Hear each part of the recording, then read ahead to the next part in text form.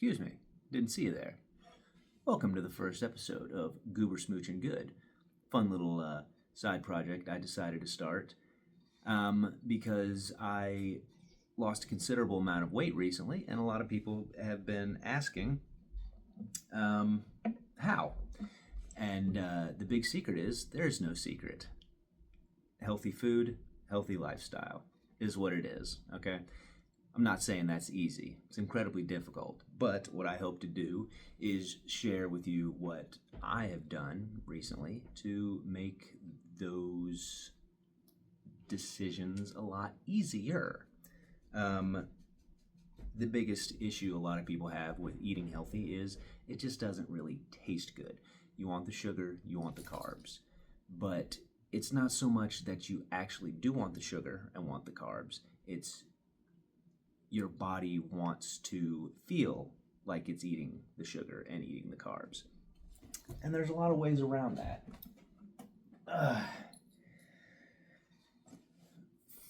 For instance, sugar substitutes, healthy carbs, very fibrous carbs, stuff like that. There's a ton of stuff you can do, and I plan on continuing my research and sharing everything I learn with you.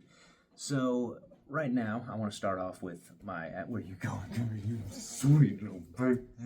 I got a dog too recently. So first thing I want to share with you, big baby, is my absolute favorite recipe, which I just came up with. Took me 7 or 8 tries to figure out exactly how to do it right. I call them power bars. Absolutely delicious. They are not, it's not a snack. It's not a dessert. It is a meal replacement bar. I'll get into the macros at the end of the video, but it's pretty high in calorie, pretty high in fat. Again, low carb, incredibly low sugar, very, very high in protein. And that's one of the biggest things I learned on this journey is you want to get a ton of protein. And I'll go into that too in later videos as I do more research. But just want to do a quick intro. Stay tuned. This one's delicious. On today's episode, I'll be making my absolute favorite snack I eat every single day for lunch. I call them power bars. You know that episode of Always Sunny in Philadelphia where like Charlie has those little pellets he eats with all his nutrition? I would buy milk, I would buy flour, I buy vitamins, I boil them down to little energy balls to sustain me. That's essentially what these are. So stay tuned. These things are delicious. So to start off, you're going to need a large mixing bowl to keep your nuts in after they've been ground down, a food processor or a hand crank nut grinder. Wouldn't recommend. That takes quite a bit longer. The food processor is much more efficient, much easier, much quicker. I highly recommend it. The most important ingredient, though, is these sugar-free marshmallows. This brand, Chalk Zero, absolutely delicious. I cannot tell the difference between them and regular marshmallows, and they are sugar-free and 0 calorie. You can get them pretty cheap on Amazon, so just stick with those unless you got another brand that you know of, but very important, sugar-free marshmallows. I have here some Skippy peanut butter. The brand doesn't really make a big difference. The more natural, the better. You're going to want 2 tablespoons of those. An entire stick of butter. Fatter it is, better it is. Butter is good. Very important.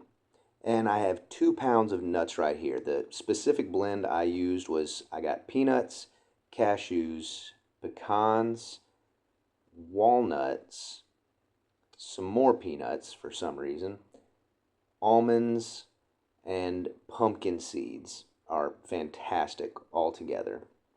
You're going to need 3/4 cup of whipping cream and a cup of protein powder. Now, the brand I use works out really well. It's delicious. It's called Animal, and it has all your amino acids in it, and a cup of powder is about 50 grams of protein. So with this recipe, you don't want to use more than a cup of powder. So try to find something that has the most amount of protein in the smallest volume, and that's going to set you up. Some hemp hearts adds more protein, more nutrients, fantastic for you. And very important, you're going to need 2 shots of Jameson for this recipe as well. So let's get started grinding up all the nuts. This takes a minute, so luckily I'm getting better at editing videos, figured out how to speed it up a bit. So essentially, I didn't bother grinding up the pumpkin seeds. Do this however you want, however fine or not fine you want, but when you get down to mixing, the marshmallows get really, really thick, so you're going to want them ground down a bit just to make the mixing process much, much easier.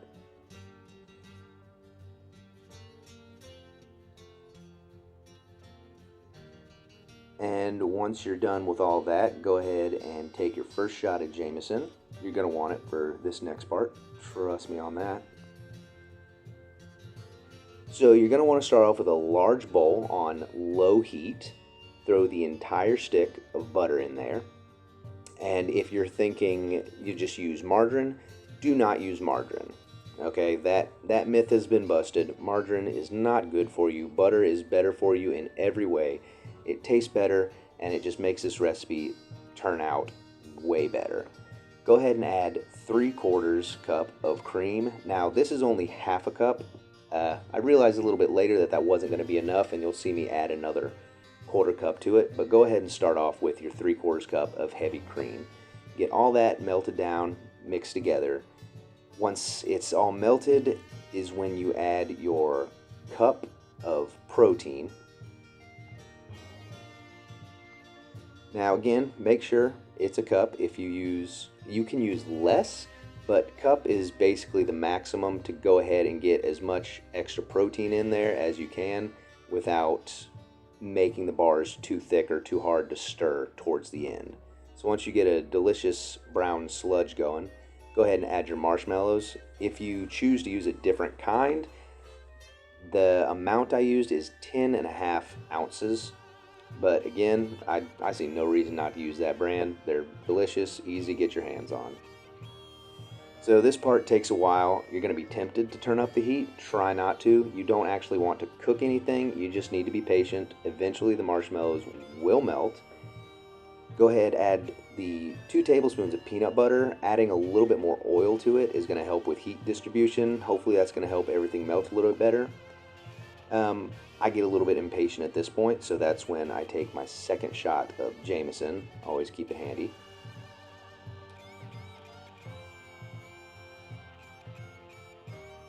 And once you're done with that, just get back to it.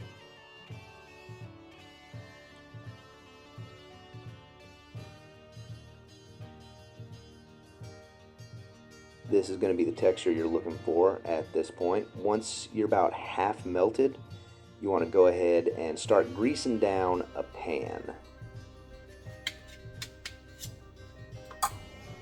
Wanted to make sure I included some nice buttery ASMR for you weirdos out there. But make sure you get all the corners. I have used wax paper before. Don't do that unless you want to eat wax paper. Just go ahead, get down dirty, get your fingers in there, wipe the entire pan down with butter. That's really the only way to guarantee that these things are coming out once they set, because they're going to be sticky.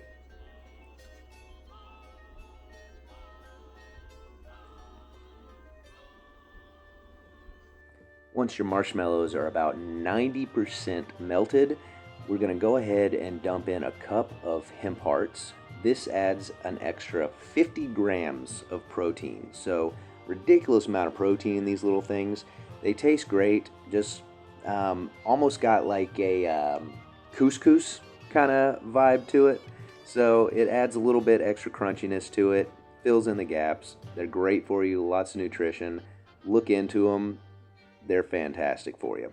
Now we're about to add our nuts, and it's important to add them a little bit at a time. And once you get your first batch, go ahead and fold in the cheese. What does that mean? What does fold in the cheese mean? He folds it in. I understand that, but how do you fold it? Do you fold it in half like a piece of paper and drop it in the pot, or what do you do? David, I cannot show you everything. Okay. Well, luckily for you, David, I can show you. Essentially, you want to make big sweeping motions, getting all the way down to the bottom, picking up any of those nuts that are falling down there. You want to cover every single nut with marshmallow, and by the end of this, it's going to be one huge lump, and preferably nothing is going to be sticking to the bottom. Now, the reason you want to go ahead and split it up into about 4 different portions when you're pouring them is because you're adding room temperature nuts to something that stays soft based on its hotter temperature. So every time you add nuts, it's going to cool it down a little bit, make it harder to stir. So again, keep it on low heat, maybe turn it up a little bit if you want to, but you want to make sure you're not cooking anything. And the texture you're looking for is about like this, one uniform, almost like a dough ball.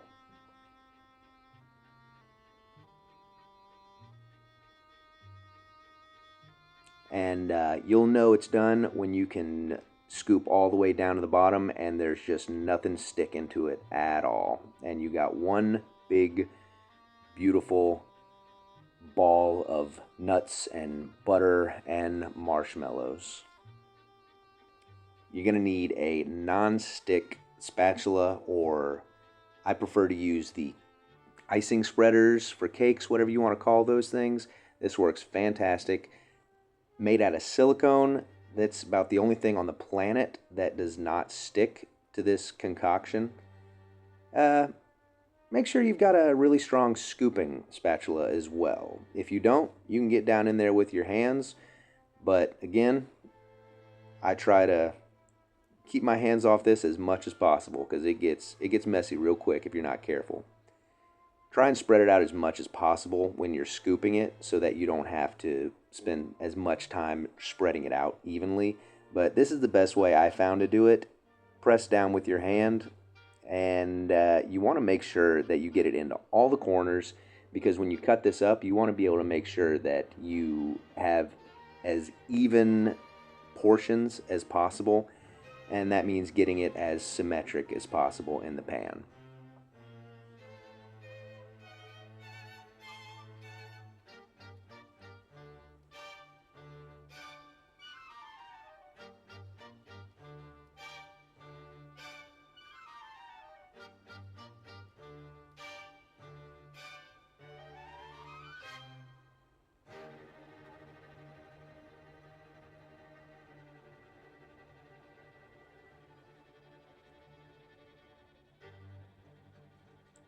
When you're done, you're going to want to throw your nonstick spatula onto the eye of the stove that's still hot. It's a very important part of this recipe. And toss it in the fridge. Usually it takes about an hour to 2 hours. Nothing crazy. I left it in there overnight. You can't leave it in there too long. You just want to make sure it's all set up and uniform to make it much easier to cut, because you don't want any stretchy marshmallow when you're trying to run a knife through this stuff.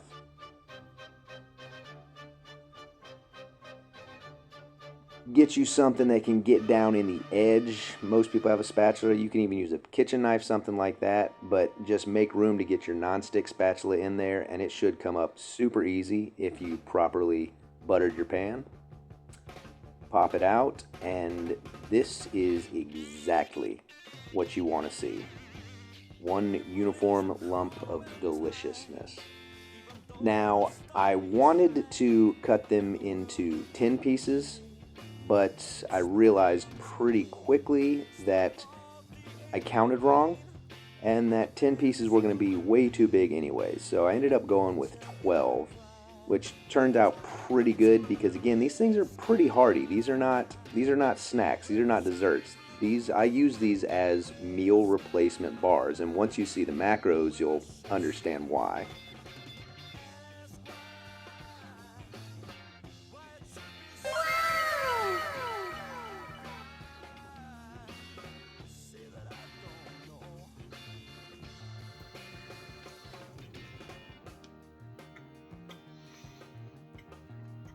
Oh.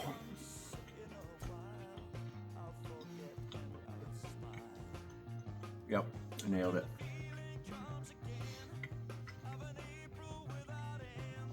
Stick around.